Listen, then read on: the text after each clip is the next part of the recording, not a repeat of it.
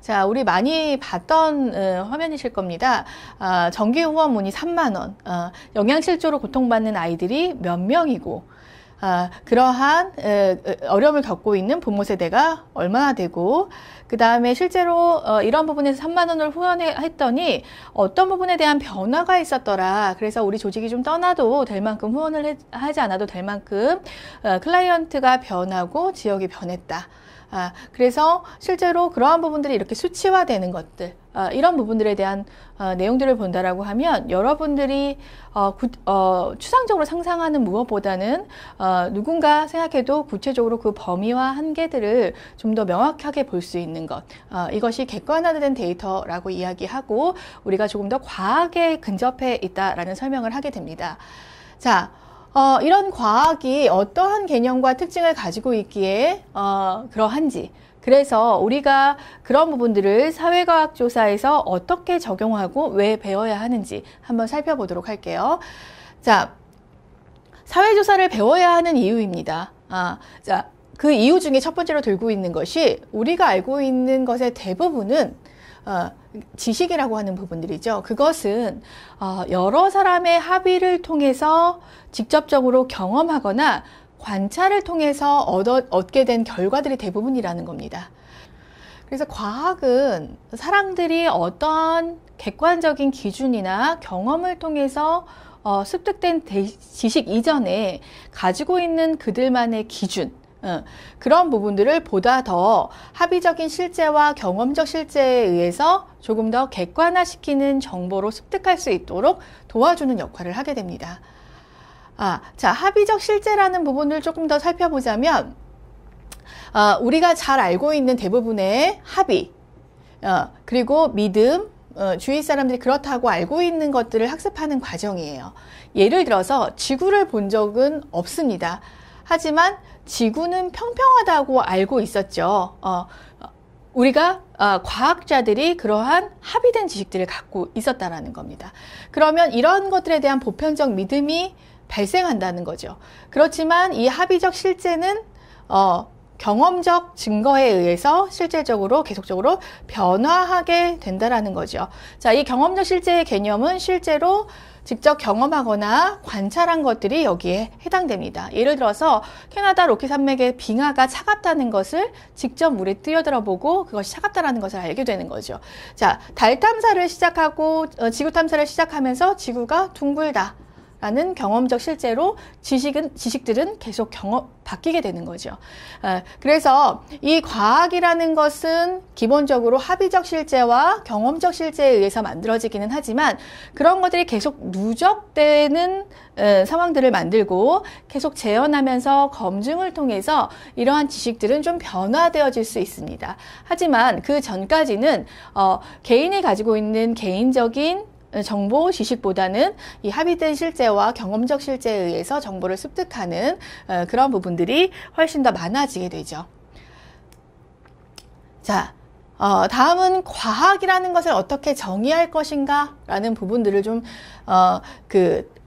우리가 연구할 대상, 방법, 목적을 중심으로 과학의 개념들을 좀 설명해 보겠습니다.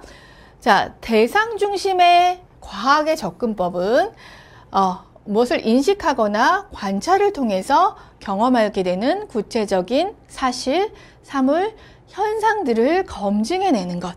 이것이 대상 중심의 접근법입니다. 실제로 보고, 측정하고, 관찰하고. 자, 방법 중심의 접근법은 과학적 방법을 사용하는데 이때 이론에서부터 어떠한 사례들을 해석해 나갈 것인지 아니면 사례들을 통해서 이론들을 만들어낼 것인지, 그래서 어떠한 현상이나 이 대상들을 설명해내는 그 순환 과정, 이런 것들을 중심으로 해서 연구 대상이 갖고 있는 참모습, 진실, 현상에 대해서 접근하는 과정이에요. 그래서 이때 가장 많이 사용되는 접근법이 귀납법, 연역법입니다.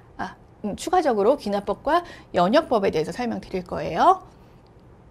자, 목적 중심의 접근법은 과학이 갖고 있는 궁극적인 목적이 무엇인가를 좀 살펴볼 필요가 있다는 겁니다. 자, 과학의 궁극적인 목적은 과학적 지식의 축적이 중심이 됩니다.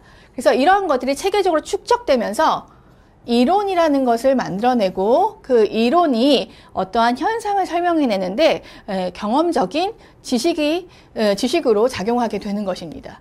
그래서 어떠한 현상이나 사례들이 사람의 감정적인 논리에 의한 부분이 아니라 일련의 프로세스를 갖고 있는 하나의 단계로 조금 더 객관화시켜서 설명할 수 있는 것. 이것이 과학이 갖는 궁극적인 목적과 관련이 있습니다. 자, 그래서 이 중에서 과학적 정의를 가장 구분하는 보편적인 방법 중에 하나는 방법 중심의 접근법이고요. 자, 이 방법 중심의 접근법 중에 귀납법과 연역법을 우리 좀 더 자세하게 배워보도록 하겠습니다.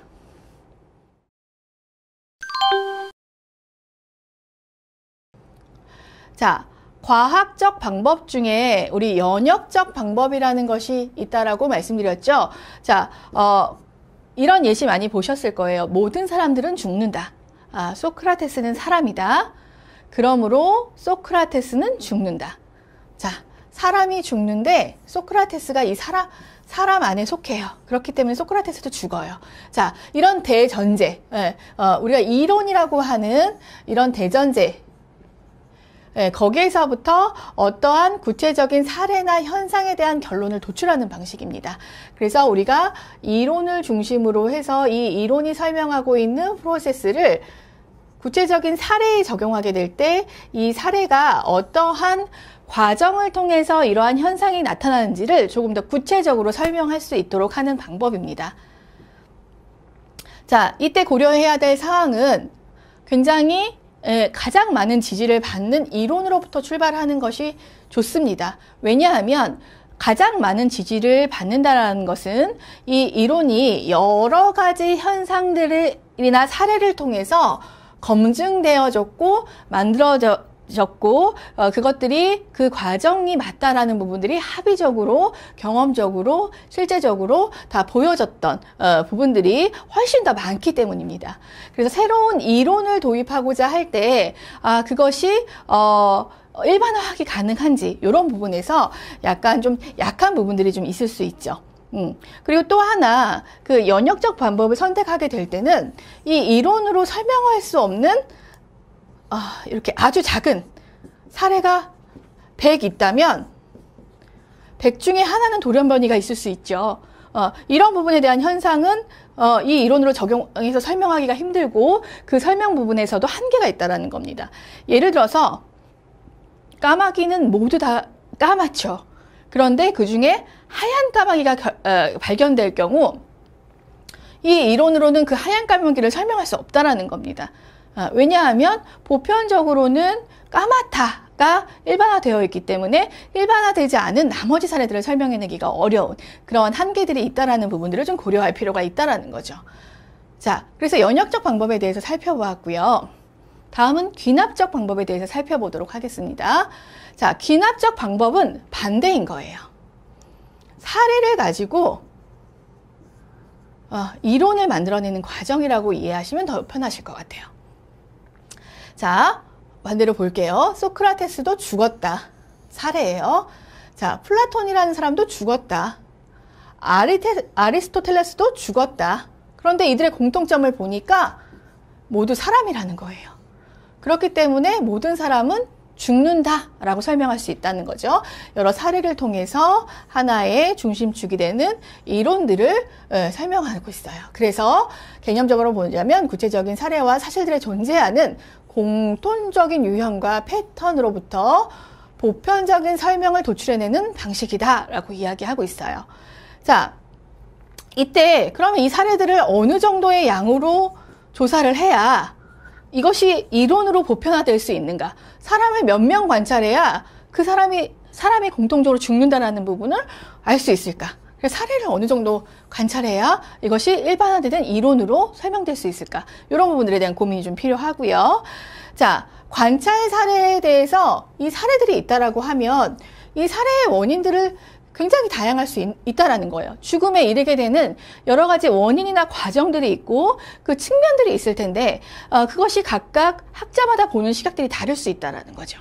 그러면 그러한 부분에서 어떤 패턴과 시각들이 존재하는지를 조금 더 면밀하게 살펴봐서 그것이 궁극적으로 나타나는 결과에 어떠한 영향을 미칠 수 있는지도 학문적 배경에 따라서 좀 달리 봐야 될 필요가 있다라는 겁니다.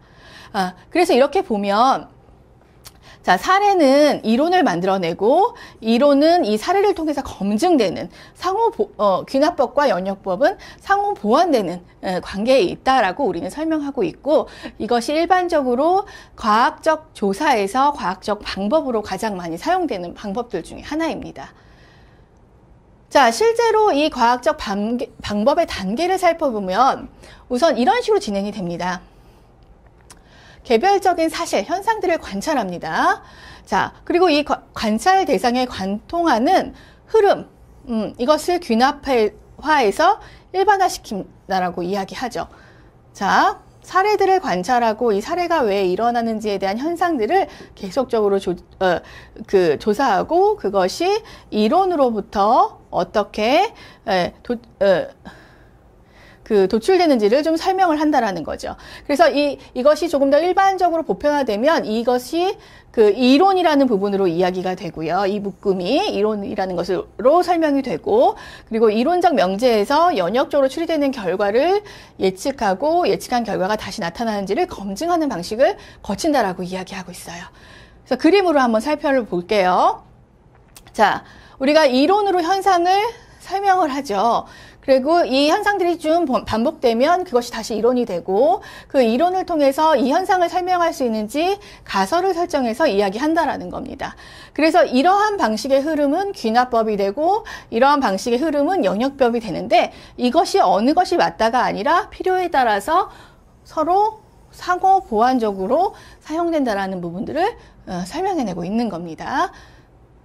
자, 이러한 흐름, 관찰을 통해서 일반화시켜가는 과정, 그리고 그것들이 다시 검증하는 과정으로 이렇게 순환되는 이러한 방법들이 과학적 조사에 기반한다라는 것입니다. 자, 이 그림을 좀 잘 이해할 필요가 있는데 우리가 과학적 조사에서 반드시 이루어져야 하는 특징적인 요소들을 나중에 좀 더 설명해내기에 이러한 방법들이 좀 필요합니다. 그래서 이러한 것들이 중복적으로 많이 검증될수록 이론이라는 것은 좀 더 단단해지고 이론을 통해서 이런 현상들을 좀 더 잘 이해하고 현장에 적용하기가 훨씬 더 수월해진다는 부분이 있습니다.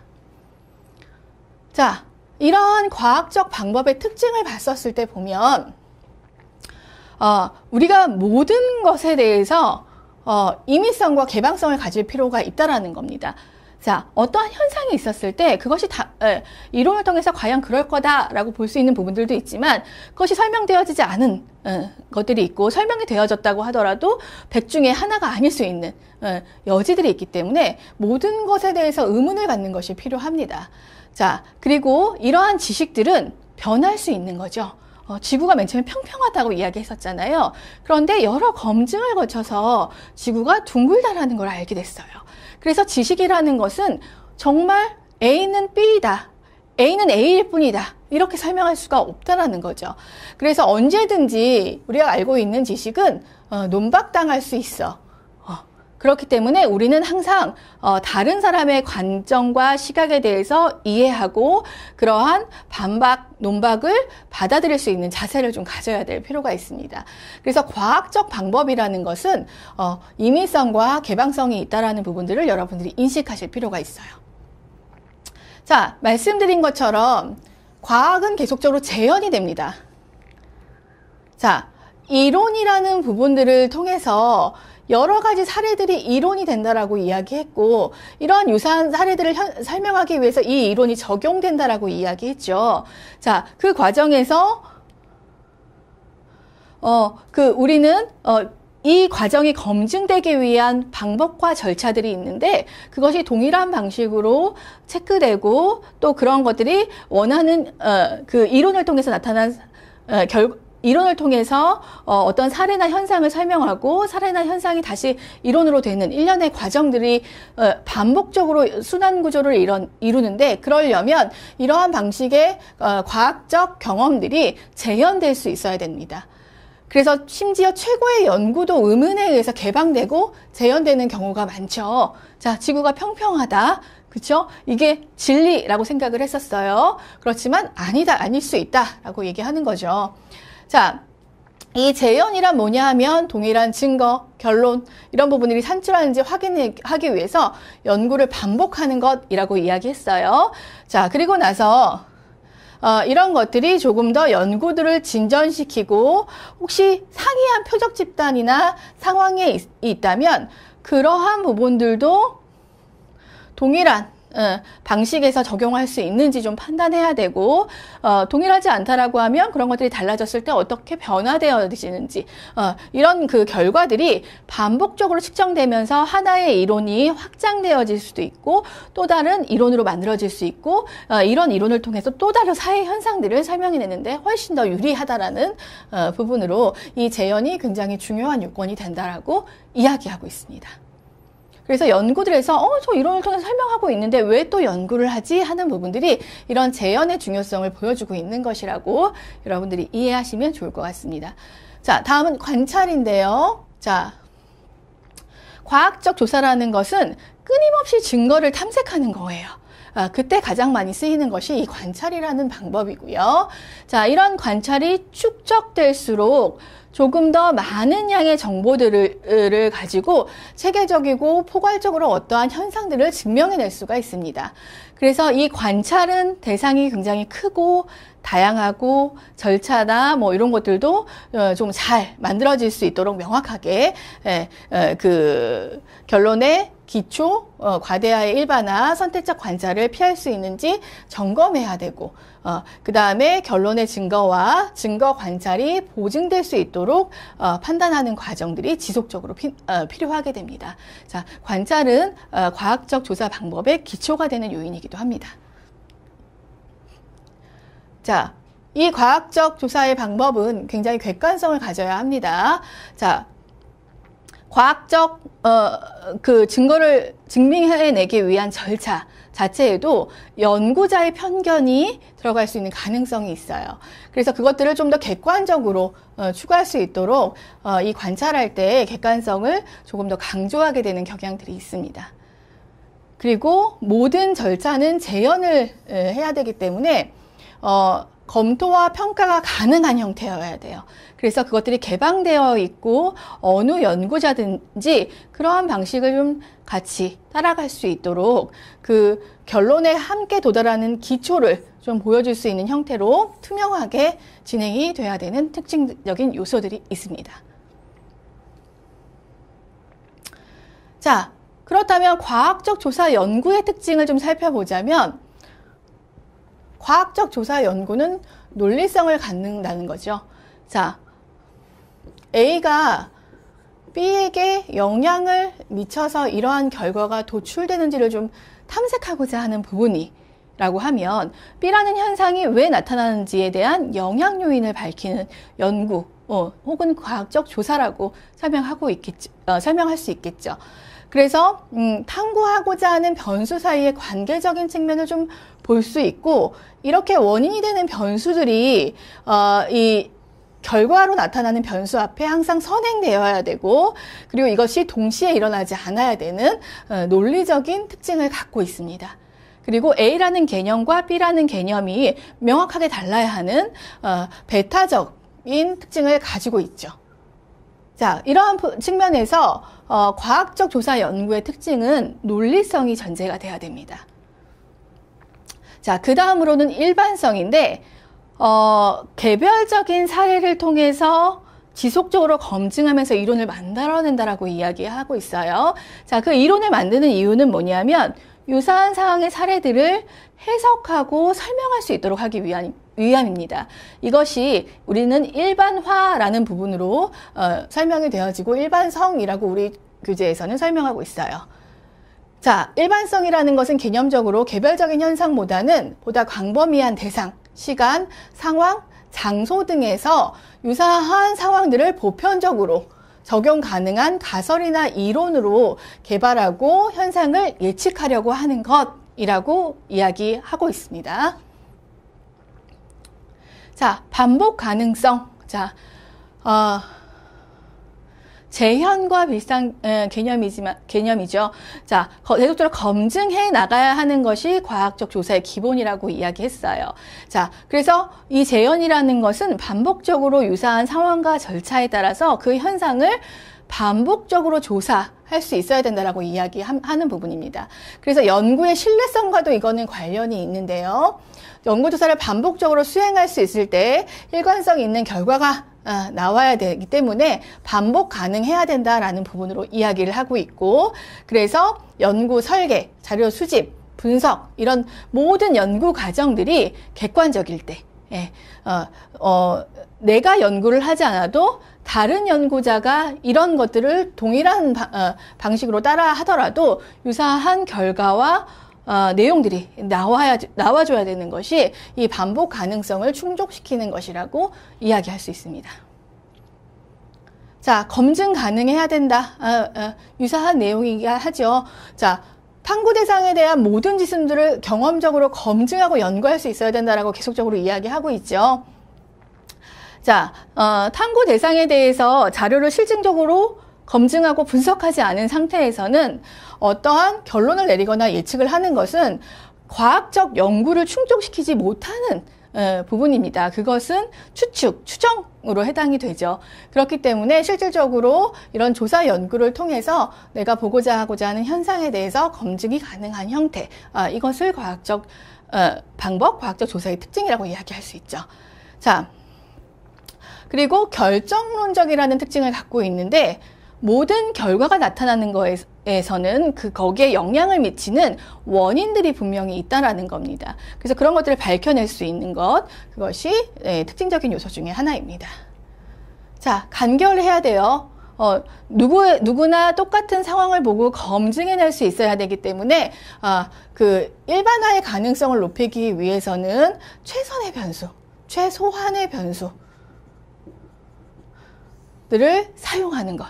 그래서 이 결과에 어떠한 현상에 영향을 미칠 수 있는 변인 중에 핵심적인 요소가 되는 최소한의 변수만을 사용하는 것. 그것이 어떠한 현상이나 결과를 설명하는데 굉장히 유용할 수 있기 때문에 간결성이라는 특징을 갖고요. 자, 구체성이라는 특징을 갖는데, 일반화하기 위해서는 개념이나 이 결과 변수를 설명하는 개념, 혹은 이 영향관계에 대한 부분들, 그리고 이런 현상이 나타나는 이론적인 부분들이 굉장히 구체적이고 구체적으로 정리될 필요가 있다라는 그러한 개념적인 요소입니다. 자, 연구는 계속적으로 증거, 재현을 통해서 그 결과들이 확인되고, 그리고 그 결과들을 확장시켜 나갈 수도 있죠. 그렇기 때문에 수정 가능성이라는 중요한 특징을 갖죠. 자, 항상 타당하고 신뢰할 만하다라는 그 조사 연구의 진행은 쉽지 않습니다.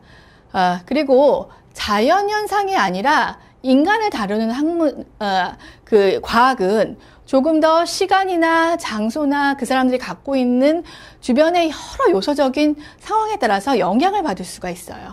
그렇기 때문에 연구는 항상 수정이 될 수 있고 그 상황에 맞춰서 적용이 될 수 있다는 특징, 이러한 특징들을 함께 가지고 있습니다.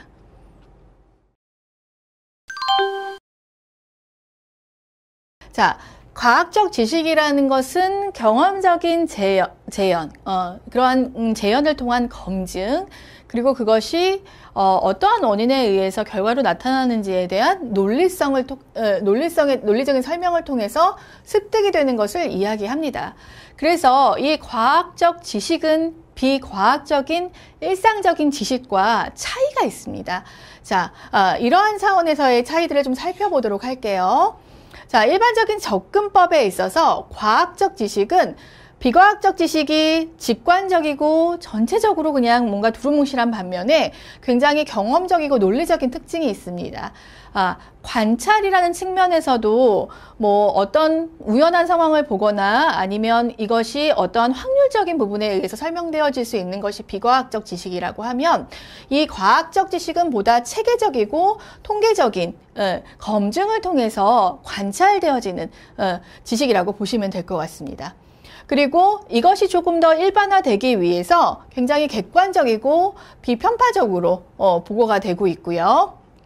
반면 비과학적 지식은 이러한 측면들을 가지고 있지 못합니다.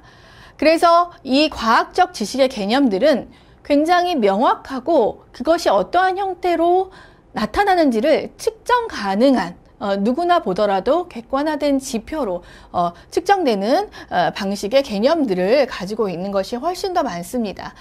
그리고 그렇게 측정을 잘 진행되도록 하기 위해서는 이것들을 검증할 수 있는 도구가 굉장히 정확하고 정밀하게 이루어져야 되죠. 자, 하지만 비과학적 지식들은 이러한 부분들에 대한 특징들이 반영되어 있지 않습니다. 자, 측정이라는 부분에서도 이게 일관되게 한 부분을 측정하고 정말 측정하고자 하는 개념들을 측정하고 있는지에 대한 타당성과 신뢰성을 확보하기 위해 많이 노력을 하고요. 이것들이 기반해서 나온 지식들을 우리가 과학적 지식이라고 설명할 수 있죠. 이렇게 객관적이다 보니 가설이라는 부분, 우리가 예측하는 부분들도 굉장히 검증 가능한 형태로 보여지게 됩니다. 그리고 객관화되고 통계적으로 증명되었기 때문에 굉장히 이제 비판적으로 내용들을 좀 볼 수 있는 그런 부분들이 좀 더 있죠. 그래서 그러한 절차에 따라서 계속적으로 검증하고 확인할 수 있는 그러한 특징들이 있는 것이 그 과학적 지식과 비과학적 지식이 갖는 차이라고 설명할 수 있습니다. 자, 우리가 이게 과학적 지식인가 아닌가 이런 부분들이 모호한 과학적 지식의 비과학적 지식의 유형들이 있습니다. 한번 살펴보도록 할게요. 자, 우선 전통이라는 거예요. 자, 경험에 의해서 뭔가 만들어진 것 같아서 과거 그랬기 때문에 그렇다라고 생각할 수 있는 여지가 있는 지식들, 이런 것들입니다. 자, 우리가 그 개념적으로는 세상 돌아가는 것에 대한 확고한 지식으로 구성되어 있다라고 이야기하고 있고요. 이것은 그 지식이 전통이 갖고 있는 문화적인 측면에 기반해서 만들어지게 됩니다. 자, 쉽게 정보를 얻을 수 있는 반면에 너무 순응하게 되는 그러한 특징적인 요인들이 있죠. 하지만 이것은 검증되어진 논리적인 과학적 지식이라고 설명하기는 좀 어렵습니다. 또 권위에 관한 부분들도 여기에 해당이 되는데요.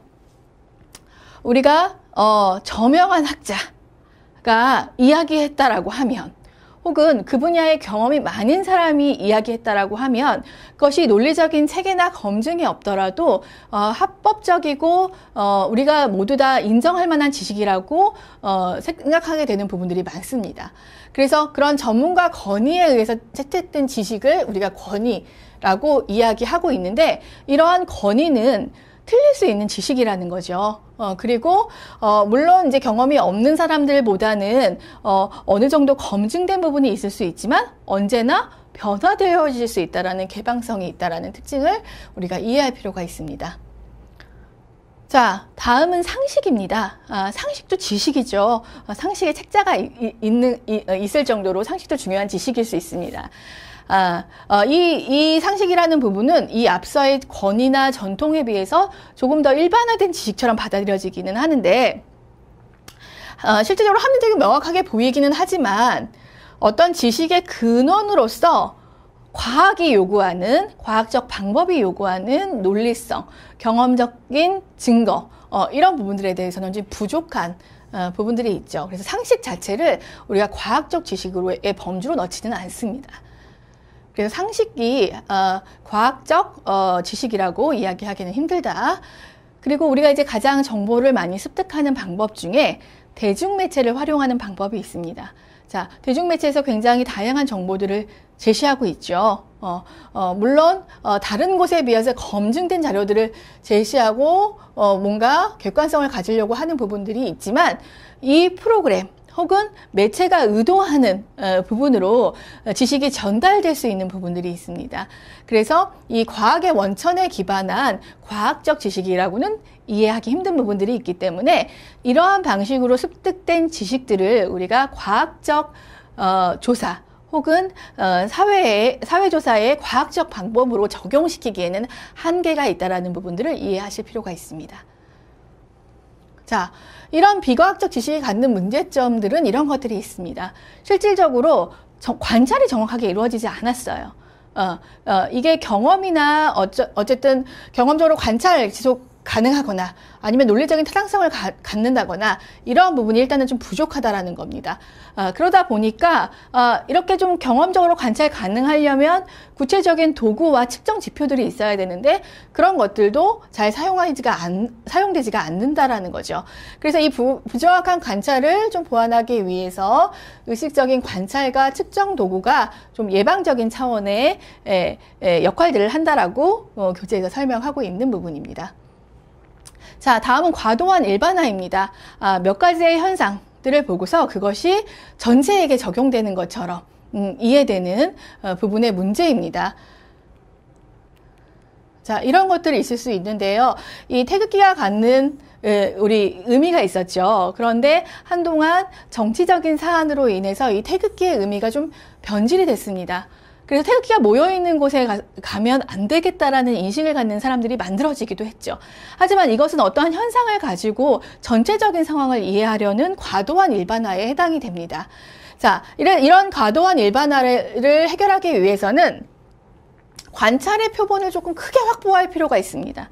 그래서 여러 사례에 대해서 충분히 검토하고 논리적으로 검증된 부분이 명확하게 걸쳐져야만 약간의 지식을 가지고 그것이 전체인 양 설명하는 부분들이 좀 해결될 수 있고요. 그 다음에 실질적으로 같은 연구를 계속적으로 반복하는 재현을 통해서 이러한 소수의 사례들도 그 일반적으로 검증 가능한 형태로 일반화시킬 수 있는지 이런 것들을 지속적으로 연결시켜 나갈 수 있습니다. 다음으로는 선변적 관찰이라는 부분이 있습니다. 자, 이 부분은 한 번의 특정한 유형이 존재한다는 결론을 믿고 그 이유에 대한 일반적인 이해를 시작하면 그 유형에 맞는 사건과 상황에서는 늘 그렇다라고 생각을 하고 그렇지 않은 것들은 무시하는 형태이죠. 자, 우리 앞서 배웠던 과도한 일반화, 하나의 현상을 보고서 그것이 전체가 그럴 것이라고 이야기하는 것이 이 선별적 관찰과 연결이 되어 있습니다. 자, 그래서 과학적 탐구에 모순된 결과에 대해서 다른 연구자가 알려줄 수 있는 안정된 장치가 있어야 하겠죠.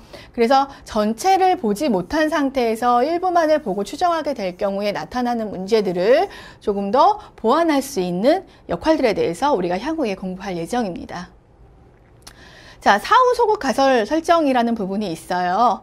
자, 이건 어떨 때 이런 부분들이 적용이 되냐 하면 우리가 관찰이라는 부분들은 과학적 지식을 증명해내기 위해서 굉장히 중요한 자료 수집의 방법으로 사용이 됩니다.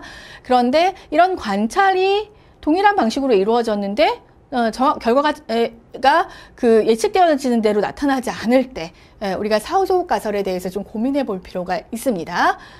자, 연구자의 추론이 혹은 가설이 옳다는 것을 증명해주지 않고 관찰이 그 정확성을 조금 더 검증해 줄 수 있는 형태로 나타나게 되죠.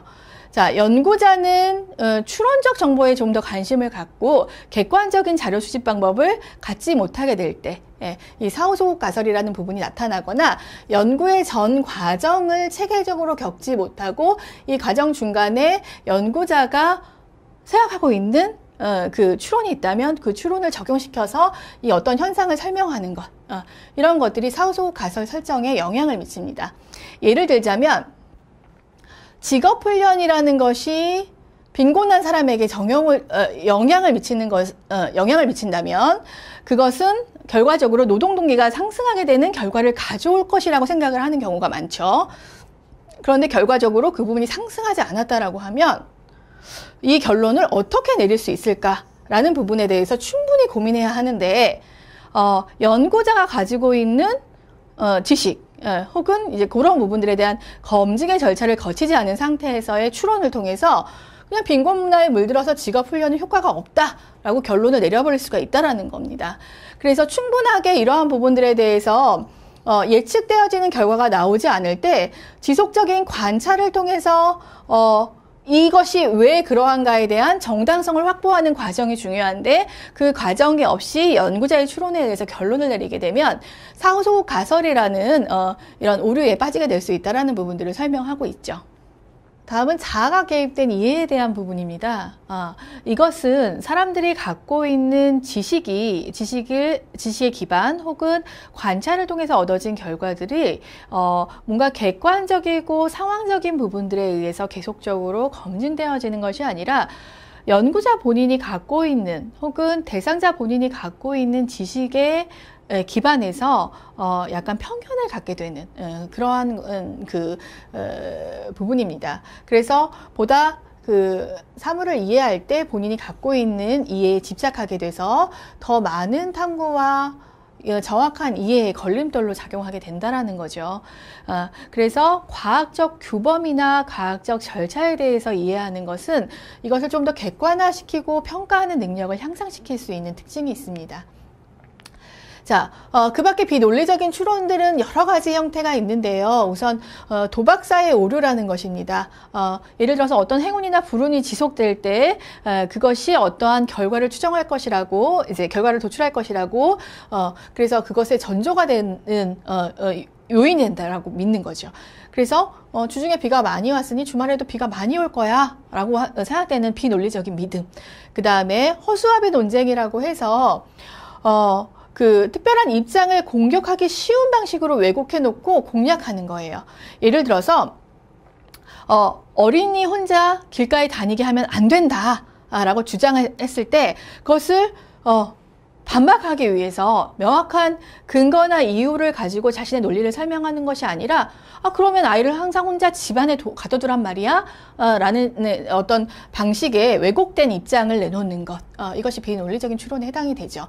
자, 대인 논증이라고 하는 부분들이 있는데 이것은 주장하는 사람의 논증보다 논증하는 그 논증에 포인트를 주는 것이 아니라 논증을 주장하는 사람의 포인트를 두고서 이 결과들을 불신하는 거예요. 내가 싫어하는 학자거나 내가 저 사람은 학자로서 나와 관점이 다르다라고 생각하는 부분들이 있다면 그런 부분들이 이 논증의 결과에 영향을 미칠 수 있다는 거예요. 예를 들어서 학자의 학위나 출신 학교 이런 부분들이 좀 이 논증에 반박할 수 있는 요인 뭐 이런 것들이 좀 될 수 있는 여지로 조금 더 크게 더 작용이 된다라는 거죠. 그래서 그 본질이 좀 왜곡되는 그런 비논증적 형태로 나타나게 되는 거죠.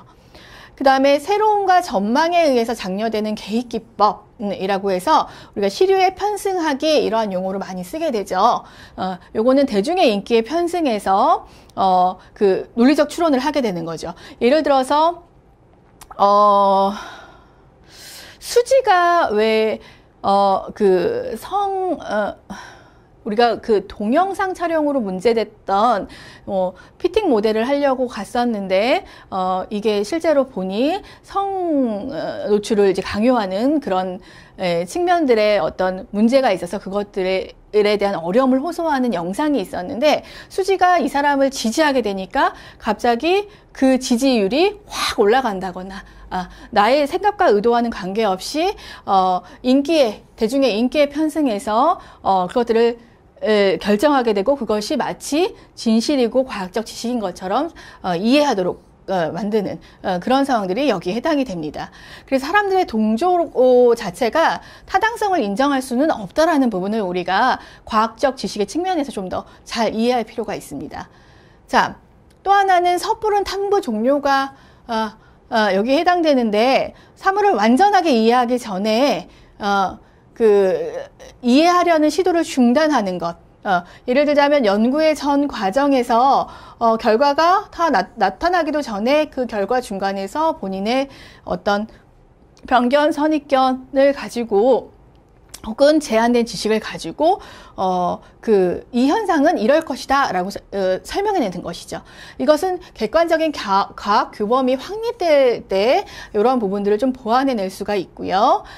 그래서 그 연구자 집단에 의한 연구 과정, 그 결과에 대한 비판과 검증이 가능하고 이것이 지속적으로 검증되는 요인들이 굉장히 중요하게 여겨져야 합니다.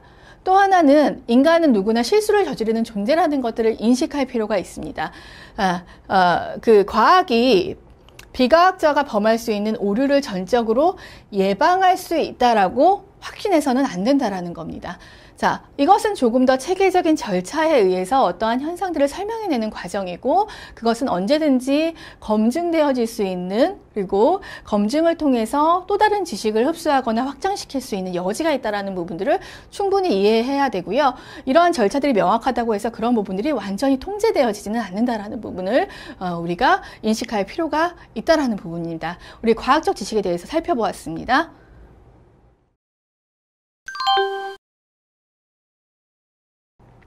자, 사회과학이라는 것은 일반 과학과는 좀 다르게 사회적인 현상, 사회학적으로 일어나는 인간에 대한 좀 영향 요인, 인간에게 영향을 미칠 수 있는 환경들 이런 것들을 고려하게 되는 학문을 이야기합니다.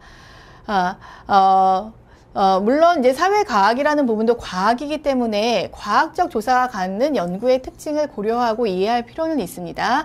하지만 어떤 부분에서 큰 차이가 있냐면 연구 대상 자체에서 큰 차이가 있습니다. 자, 사람을 대상으로 하죠. 그렇기 때문에 자연과학에 비해서 조금 더 영향을 줄 수 있는 요인들이 많고 그러한 영향 요인들에 대해서 결과가 즉각적으로 나타나는 특징들이 있습니다. 그러다 보니까 일반 자연과학 연구에 비해서 보다 더 신중히 고려할 부분들이 있습니다. 그리고 이것이 자연과학에서 보여지는 통제된 실험 구조 안에서 만들어지는 것들이 아니기 때문에 실제로 과학 철학과는 다른 과학적 방법론이 적용될 수 있는 여지가 있다는 부분이 사회과학이 가지고 있는 특징 중 하나입니다. 자, 사회과학의 한계는 두 가지 측면에서 좀 검토할 수가 있는데 첫 번째 방법은 주관성과 상대성을 모두 인정할 수밖에 없는 방법론상에서의 제한입니다. 자, 사회과학은 텍스트를 중심으로 이해하는 과학이고 그리고 사회과학은 텍스트의 이해를 중심으로 하는 이해의 과학입니다. 그리고 사회 현상을 보다 더 주관적으로 지각하고 인식하는 상대적인 관점을 인정해야 되는 과학이죠.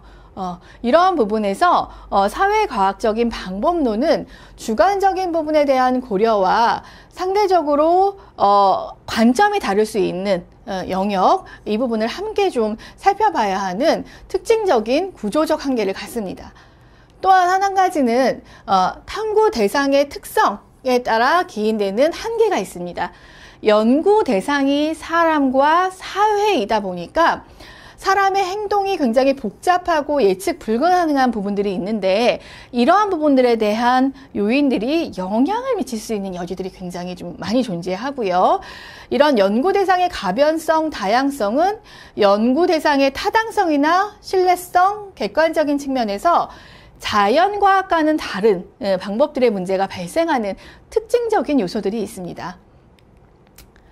자, 그래서 이렇게 각기 다른 인간의 모습들을 좀 더 면밀하게 개별화시키면서도 그 개별화시킨 부분에 대한 공통적인 사안들을 일반화시키는 내용들, 이것이 사회과학이 가져야 되는 쟁점 중 하나입니다.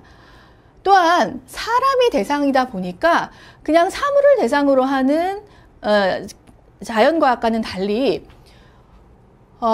이 사람에 대한 윤리적인 문제 그리고 연구자, 실험을 하는 연구자의 가치가 개입될 수 있는 가능성이 존재합니다. 그래서 그 가치 중립적이지 않은 결과에 노출되게 되는 경우들이 많죠. 자, 이 책을 볼까요? 이 책이라는 부분들을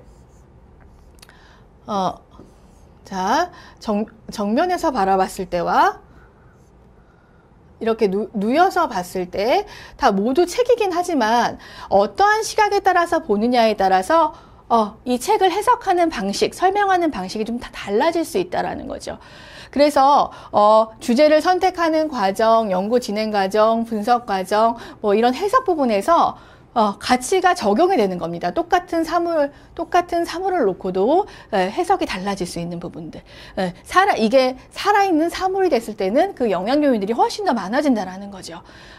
그리고 그런 부분에서 가치 중립적인 연구가 되도록 하는 부분들이 굉장히 중요한 요인으로 설명이 되고 있습니다. 자, 그 다음으로는 접근하는 방법 자체에도 차이가 달라지게 되죠. 자, 사람이라는 것은 혹은 사회 현상이라는 것은 그 사회가 갖고 있는 문화적인 요인에 영향을 받게 되죠.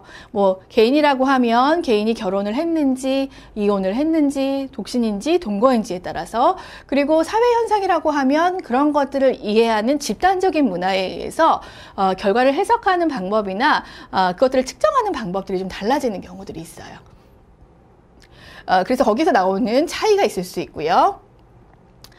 그렇기 때문에 자연과학은 어떤 외면적 현상 간의 관계를 중심으로 탐구 대상이 굉장히 명확한 반면에 사회과학은 눈으로 보여지는 것 외에도 그 개인이 갖고 있는 내면적인 요인이나 실체, 겉으로 드러나지는 않지만 사회 문화적인 인식과 이해, 이런 것들에 따라 다르게 각각의 요인들을 좀 고려해야 되는 개별성이라는 부분들이 또한 적용이 됩니다. 그래서 객관성과 개별성을 어떻게 잘 충족시킬 것인가 하는 부분에서 접근하는 방식의 차이가 발생할 수 있죠.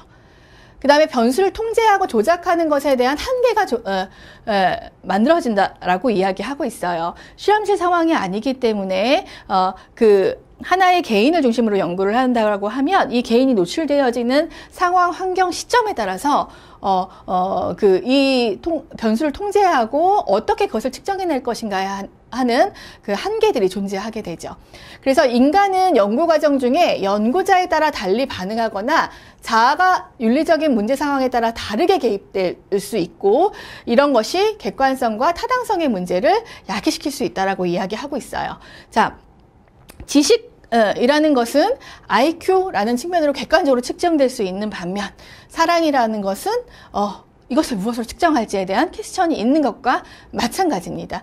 그래서 이것들이 어떻게 개념화하고 조작하느냐에 따라서 각기 다른 측면으로 사랑이라는 부분들도 설명이 될 수 있고 지식이라는 부분들도 설명이 될 수 있다라는 부분입니다. 그래서 사회과학적인 부분에서는 변수를 어떤 관점과 시각으로 조작화하고 그것을 측정해내고 거기에 영향을 미칠 수 있는 요인들을 통제하느냐, 이 부분이 굉장히 중요한 요건 중에 하나로 다루어지고 있습니다.